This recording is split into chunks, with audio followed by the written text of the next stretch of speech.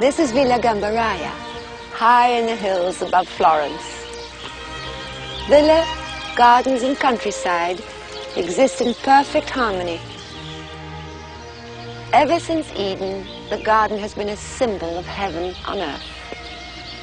Today, when we are more intimately concerned with our environment than ever before, gardens remind us of the beauty we are in danger of losing.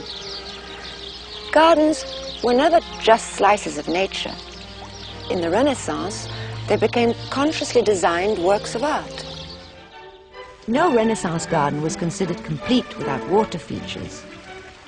The Villa Lante, north of Rome, flowing down a steep hillside with an enchanting series of terraces and fountains, is considered the perfect realization of a Renaissance garden.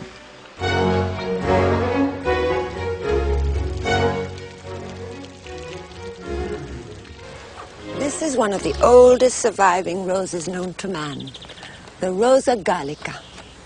In the 12th century before Christ, it was a religious symbol of the Persians and the fire-worshipping Medes. By the 5th century, it was cultivated by the Greeks and then imported by the Romans. Early Christian mystics saw the 5 wounds of Christ in its 5 petals.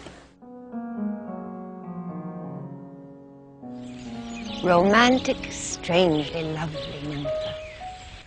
Nympha was once considered a place of magic. Its lake inhabited by nymphs and benevolent gods. The river that flows through the town is said to be the tears shed by the young noblewoman Nympha, who mourned endlessly upon learning of her lover's death.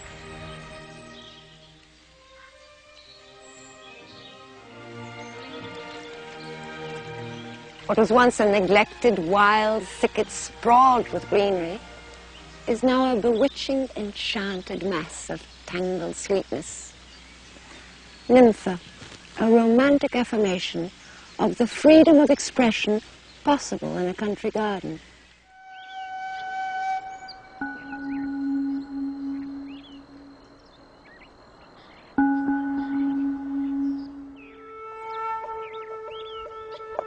This is Sayoji, the moss temple in Kyoto. It was built by the Zen Buddhist priest Musu Soseki over 7 centuries ago. An enchanted world of shades of green.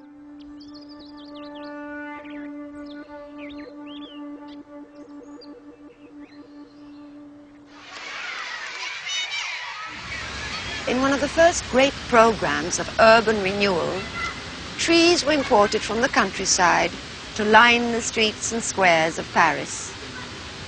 Around the world, as cities grew and the space for gardens disappeared, the tree assumed a crucial role to help the urban dweller maintain a vital link with nature.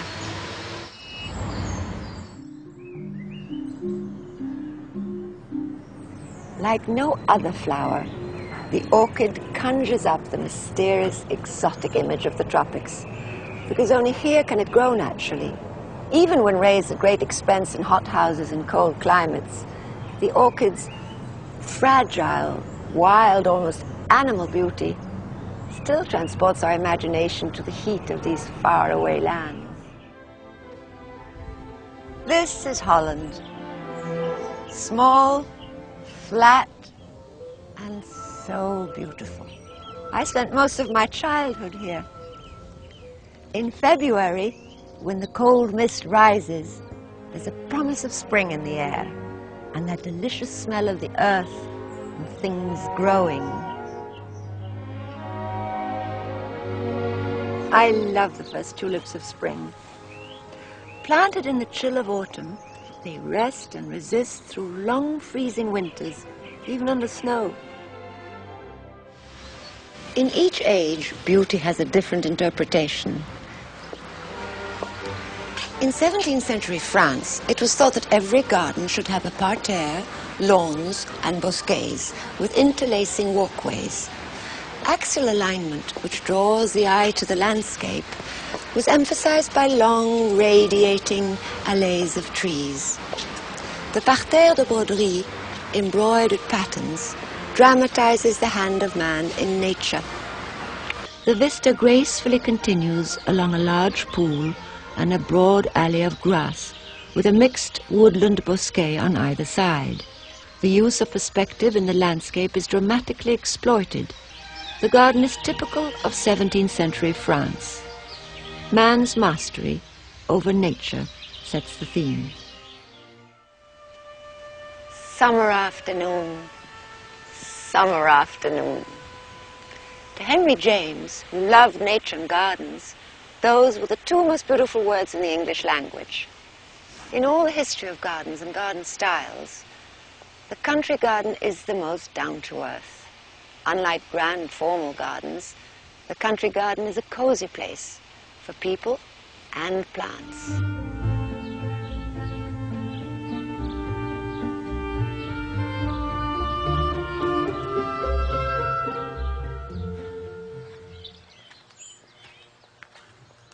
Perhaps in no flower garden in the world is there a freer, more exhilarating use of color than the one here in the French town of Giverny.